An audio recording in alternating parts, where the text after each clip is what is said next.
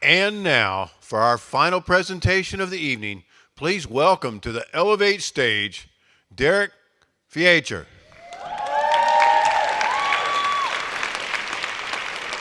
Good evening, everyone. Thank you all for coming out tonight.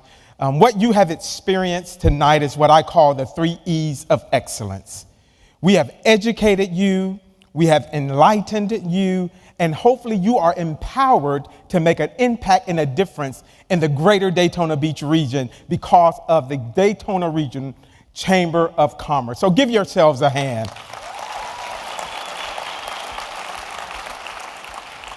I am so honored to have the privilege to serve this community of 78,000 residents, 7 colleges and universities, to home to Dr. Mary McLeod Bethune, the home to Dr. Howard Thurman, the home of NASCAR, the world's most famous beach.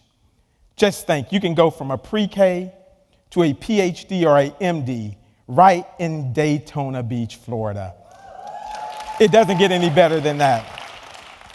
And so on tonight, I thank you for taking the time to be with us here in the News Journal Center in Daytona Beach, Florida.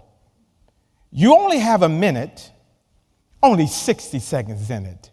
Didn't seek it, didn't choose it, but it's up to you to use it. You must suffer if you lose it. Give account if you abuse it. It's just a tiny little minute, but your eternity is in it. Now, I have a book that I have on my desk and I give to every single director, and it's called Toy Box Leadership by Ron Hunter and Michael E. Waddell. It's a book that helps you be successful in your personal life or in your professional life. Now, this little cute, handsome joker up there is my grandson. He calls me Babu. All of the toys that I will show you tonight, he's played with them before, but he just looks at them as toys. But they are significant in your personal and professional life. The Lego brick. It's about building relationships. When I was the city manager in Winter Haven, Florida, we brought Legoland Florida to the community. And you know, with Lego bricks, you can't just put them all together and just think they're going to come out great. You've got to connect the right brick with the right brick. You've got to create the masterpiece one brick at a time. We get in relationships that they don't match and they don't matter and they don't connect right because you're trying to connect things that don't go together. And you've got to make sure you create the right brick and the right brick for the next right brick. The Slinky is about vision. Pull and let it catch up. As leaders, so often we cast a vision and don't realize that the people that we're casting the vision to are not ready for it. So if you put it at the top of a stairwell, it starts off slow and then it picks up speed. So you've got to pull and allow for understanding in the people in your life when you're putting out vision, because it's important to let some people catch up when you think everybody knows. Think about it. A yo-yo. In a package, you know it's a yo-yo, but it does not work until you let it go.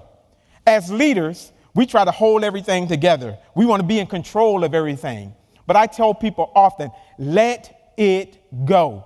Because if you don't let it go, you're going to cause problems. So if you're in a leadership role, you don't have to be the smartest person in the room. You don't have to have all the answers. Let it go. I have to tell my wife sometimes, so I know you're smart, baby, but let it go.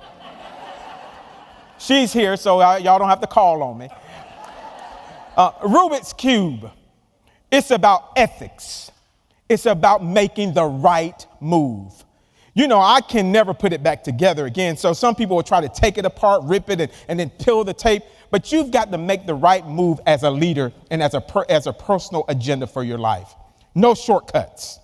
And I tell the people that I work with, we've got to make the right move, whether it's uncomfortable or not. We're not going to do anything illegal, immoral, or unethical. If that's your game, you're not going to play on this team. This is the one I like the most. My mom used to take us to the mall all the time, and we'd put the quarter in the machine, and that horse just goes around, and we actually think we're doing something. But when it stops, you're right back where you started. So there has to be purpose in your movement. So don't be trying to get everybody on your job or in your workplace or who you work with to do everything fast. And just because y'all look busy, you think everything's happening. That's not it. There has to be purpose in your movement. And if you don't have purpose in your movement, what are you doing? You know, everything you do should illuminate the environment. A nasty, negative attitude, I just can't deal with. I come to work every day happy. I smile because it's my purpose and my passion. Daytona Beach is my ministry. And I may have the title of city manager, but it means nothing if I don't have influence. If you're a leader and no one's following you, you're taking a walk and daydreaming.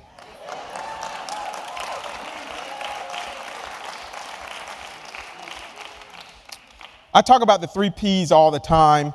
Pressure produces purpose. Pressure doesn't bother me because I know that there's something greater on the other side of the pressure that's coming. So in your life, there are 3 things that are very valuable in under pressure. Diamonds. Diamonds are a girl's best friend. You know, they're made under pressure and intense heat. And you would think that it would cause something to break and not to be so beautiful and expensive. Pearls. There's that substance that gets into the shell that makes it uncomfortable and causes that pressure to happen. But pearls are things that, you know, my wife's AKA likes to wear. And then fine wine. If you go across the street, Madeline's will pour you a nice glass. If you go to see Apostle, she will do it for communion. Some of y'all need that.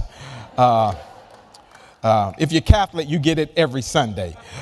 It might seem unusual, but these leadership tools work.